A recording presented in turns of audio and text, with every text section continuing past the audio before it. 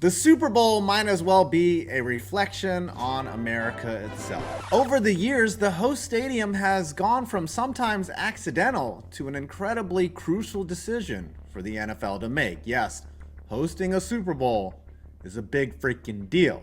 Let's take a discerning look at every stadium to have the big game within their walls, and some might surprise you. Before we get started, these are put into three categories: hosts that no longer exist, aka demolished, hosts that are not active NFL stadiums and will likely never host again, and finally, active NFL stadiums, the most recent hosts, and I'll even let you know where the next three Super Bowls are being held.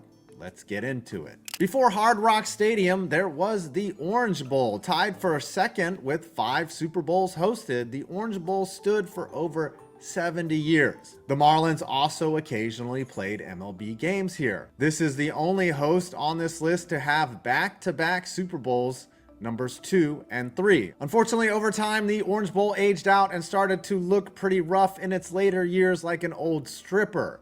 It was demolished in 2008 and replaced with Marlins Park. Opened in 1926, Tulane Stadium was a large concrete bowl structure that was a utilitarian precursor to the stadiums we have now. Tulane hosted 3 Super Bowls in a 5-year span, Super Bowls 4, 6, and 9. Nice. Tulane was actually already old when it did host and was demolished 4 years after Super Bowl IX in 1975. It's now the site of housing for Tulane University. Very similar in design to Tulane Stadium is Tampa Stadium, which hosted 2 Super Bowls, the latter being Super Bowl 25, aka Wide Right. Dang, Bills fans are catching strays. At that Super Bowl, the late Whitney Houston sung a rousing rendition of the national anthem, as America was worried at the time that our gas prices might rise because of Saddam Hussein. Boy, we taught him a lesson in messing with our economy. Did we not? Tampa Stadium was very hot, open, and basic. It was demolished in 1999 and is now the parking lot for Raymond James, which is next door. Stanford Stadium is an interesting venue as it was never a host of an NFL team, and besides the one Super Bowl it hosted, only one other NFL game has ever been played there, which was due to weather. It was a surprising choice for Super Bowl 19, where the 49ers basically had a home game in flogging the Dolphins. Again, it was an odd selection as it was not fancy at all, even for the time, and Palo Alto isn't exactly a major city. It was demolished in 2005 and was rebuilt close to the same site. If there is one stadium that I completely forgot that hosted the Super Bowl, it is the Metrodome, which held Super Bowl 26, a boring beatdown the redacteds issued to the Bills. Damn, Bills fans, sorry. The Metrodome was loved by Minnesotans, and for the dual-use era, it was one of the better domes. Well, for football, and until the roof collapsed from snow. I'm still amazed that the NFL risked it all by putting the Super Bowl here in a cold weather city. It was demolished in 2014 and replaced by US Bank Stadium. The pop-up tent of Super Bowl hosts, the short-lived Georgia Dome, hosted 2 Super Bowls in its brief 25-year history, and those came in a 6-year span. Severe weather was a problem for the dome as it was not designed to withstand ice, rain, or snow. You know, things that occasionally happen. A rainstorm in 1995 caused a partial roof collapse. Eventually, the sterile dome was replaced with Mercedes-Benz Stadium in 2017. And I love watching stadiums get imploded. It will never get old. We all know the story of the Pontiac Silverdome, how it hosted a Super Bowl, number 16 in 1982, and then eventually was abandoned and sat rotting on and off for nearly 2 decades. Now, when it was opened, it was a lot like the Metrodome, a fabric roof and artificial turf field, which served as the backdrop for Barry Sanders' greatest cutbacks. However, the pictures of its rotting disarray have been all around the internet, and it's what most people remember of it. It was finally imploded in 2017 and is now an Amazon delivery center, which delivers much more than the Lions have. Maybe this year they'll do it. Maybe if Dan Campbell stops going for it for 2 or on 4th down. 3-time Super Bowl hosts, Qualcomm/SDCUU/Jack Murphy Stadium. Whatever, this place has been passed around more than your mom. This was one of the better dual-use stadiums as it looked normal enough for football and baseball. After both the Padres and the Chargers left the stadium high and dry, it hosted the Aztecs until 2019, but then it was demolished in 2021 and replaced with Snapdragon Stadium in 2022. Non-NFL, no longer NFL stadiums. The Coliseum has pretty much done it all. The World Cup final, the Olympics, the World Series, NASCAR, in a pretty average to shitty stadium, if you ask me. It also hosted the very first Super Bowl. Basically, whenever some businessman needs to cram a lot of people into a large enclosed space, voila, the Los Angeles Memorial Coliseum. Surely somebody who's bored in LA will come here. It also hosted Super Bowl VII. The Coliseum will host the Olympics again in 2028. Not to be outdone by its neighbor, this stadium has never hosted an NFL team, but has hosted five Super Bowls, the last being in 1993. The Rose Bowl, which coincidentally hosts the Rose Bowl in some Inception type shit, has been around since 1922. Yes, like the Coliseum, it's historical, but again, not a great stadium and not in a convenient part of town either, and a sketchy one at that. It's still active and the home of the UCLA Bruins, but cannot host another Super Bowl as it has to be in an NFL stadium from now on to host. Easily the worst stadium to host a Super Bowl, Rice only hosted a stadium by accident as Tulane Stadium wasn't ready.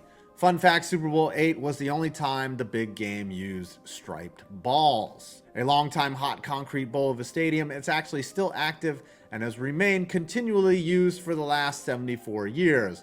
Just like your mom. Rice University is looking at options for replacement, and a renovation is well overdue at this time. This is another oddball host, but at the time, it kind of made sense. Phoenix is a huge metro area, and it would be smart to have a Super Bowl here. However, in 1996, the only large stadium that was available in the area was ASU Sun Devil Stadium in Tempe. It did all right as a host, but it is one of those hot concrete older style stadiums. Though outdoors in February really isn't that bad in Arizona, to be honest. In August, Active NFL stadiums. Somehow with its 5 name changes, it is tied for the most name change in a stadium on here, and we'll get to that later. But it is the most evolved stadium. Hard Rock Stadium, originally known as Joe Robbie Stadium, opened in 1987, but has since undergone massive changes and reconfigurations both to the seating bowl and roof structure. This building has hosted 6 Super Bowls, bringing the city of Miami's total to 11, the most of any city. I mean, it is Miami. I thought before the massive renovations in 2015, it was an okay stadium.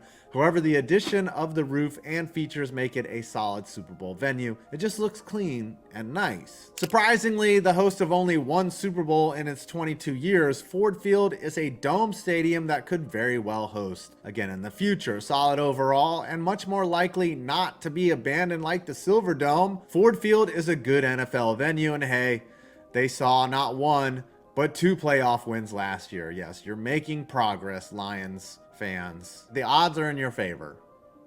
No, they're not. Now you have the former Super Bowl host that has also had 5 name changes. Everbank Stadium used to be Alltel Stadium, TIAA Bank Field, Everbank Field, and Jacksonville Municipal Stadium, but everyone simply knows it as Duval. This was one of the weirdest host stadiums ever selected, as the NFL chose Jacksonville to host Super Bowl 39 in 2006, and there's nothing particularly special about the place, and given the spread out nature of the city of Jacksonville, again, it was an interesting choice. I guess I gotta spread that dough around. The stadium is scheduled for a massive remodel in 2025 that might make it one of the best in the NFL when they are done.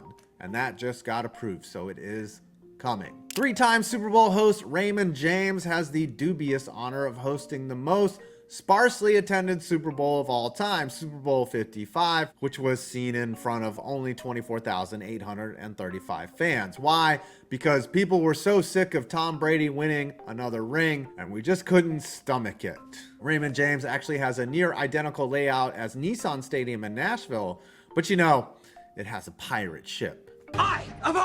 The stadium, known as the Bird Killer, as dumbass birds fly into its huge glass facade all day long, US Bank Stadium opened in 2016 and only 2 years later hosted Super Bowl 52, which saw the Eagles prevent Tom Brady from winning another ring, which was like terrible if you are a Giants fan like me. It's just the worst outcome possible. This is a great facility and likely impervious to snowfall, as the solid roof structure is translucent and lets in plenty of natural light, so that it can kill birds. The snake in the desert, 3-time Super Bowl host State Farm Stadium bore witness to the most phantom defensive holding penalty the world has ever seen. Pepperidge Farm remembers. Still a clean and aesthetically pleasing retractable roof dome that, just like your uncle grows its grass outside, State Farm Stadium is solid all around. Yes, 28-3 happened here. NRG has hosted 2 Super Bowls and could very well get a third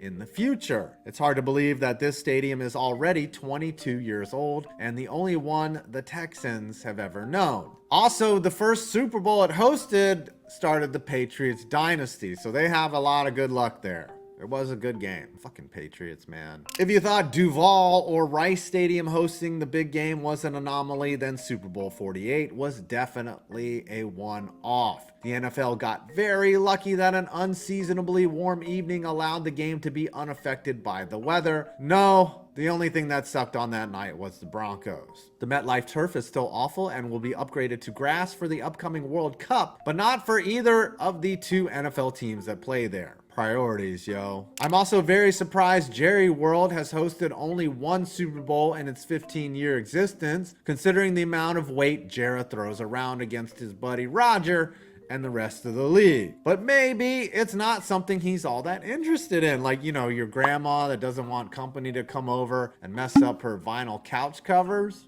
I don't know, Jerry. AT&T hosted Super Bowl 45, which is the closest the Cowboys have gotten to a Super Bowl since the 90s, and that was a while ago. Still a great stadium, though. The annual site of the Combine, Lucas Oil hosted Super Bowl 46 and is an amazing venue for the NFL. Hotel capacity was lacking prior to the Super Bowl being awarded here, so they just built a large hotel right down the road to accommodate. I would think the Super Bowl at some point would come back here because it is a really good stadium. One of my favorite NFL stadiums. It is the opposite of its main tenant, the Falcons. This stadium does everything right. Beautiful both inside and out.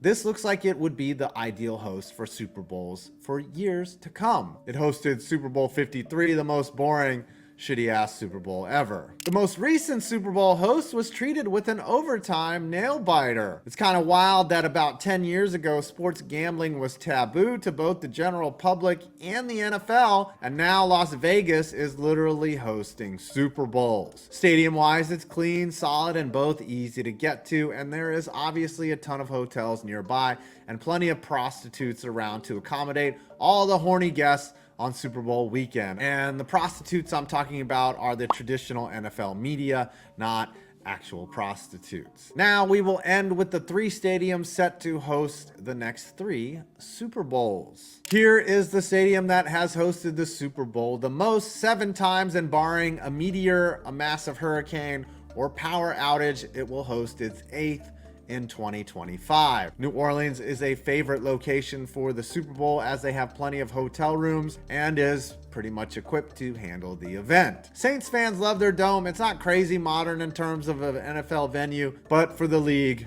it gets it done. Set to host Super Bowl 60, I cannot believe there will have been 60 of these things and the Browns or the Lions haven't sniffed one. Just one fucking Super Bowl, please. Anyways, Levi Stadium certainly has an interesting configuration, as like the Super Bowls in the 90s, it's lopsided. That is so the rich people can sit on one side in their luxury boxes and the poors can be on the other side. I hear it's not a bad stadium. And finally, the Taj Mahal of stadiums. Stan Kroenke's $6 billion toy will now host its second Super Bowl in 2027 after only being open for 7 years. Hopefully the Rams don't win it again in their building, because then you would know that the NFL is scripted. What can you say bad about SoFi other than it doesn't have air conditioning? That's the only knock. It's a beautiful stadium and an ideal Super Bowl host, and everything you need to accommodate the big game is right there